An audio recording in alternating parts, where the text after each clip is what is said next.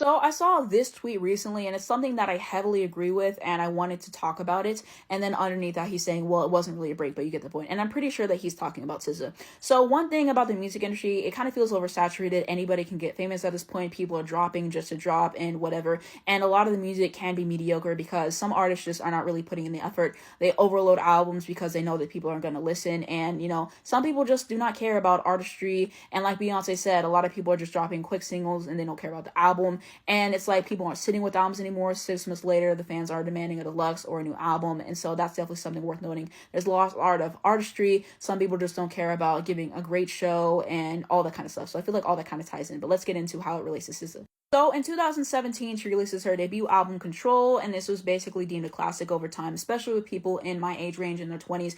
The 20s is really overwhelming because you feel like you have to achieve everything that you want, and if you don't, you feel like a huge failure, and so it's just a lot to deal with. And so in a song like 20-something, she's saying, I don't have a phone in my name, which a lot of people can relate to, and I feel like a lot of people related to it overall, and multiple age brackets and stuff. I think this album is great overall. I love the writing on here. I think that's fantastic. SZA never gets her due as a songwriter, which is a shame in my personal opinion. I love how she fits words together. I think that she's just a great songwriter overall, and I found out a lot of times she is going into the studio and she's just freestyling, and so that's something that's really fascinating to me as well.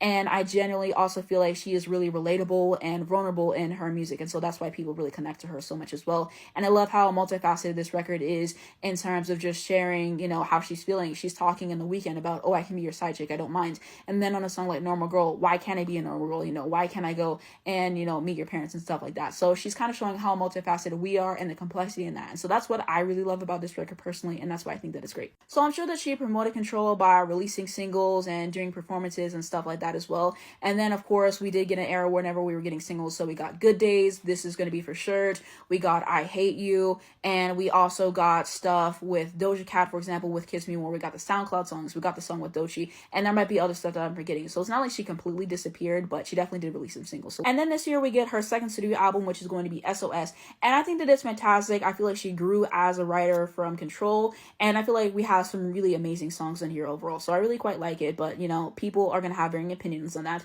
but this is projected to be her first #1 album on the Billboard 200, and I think it's gonna have like 200 to 300,000 albums in its first week, or maybe more than that, something around that. But I feel like this album is really showing, her versatility for one, and then also showing longevity. Some of her peers could have done exactly what she done and they would have fallen off. But because she put the work into making a great album and the artistry, and because her music resonated so deeply with people, that's why she's still here and has maintained her popularity. But it's something that's so fascinating to me overall because of how the music industry is, and so I kind of wanted to talk about that. But SZA is the main R&B girl, and give her respect that she deserves. I love SZA.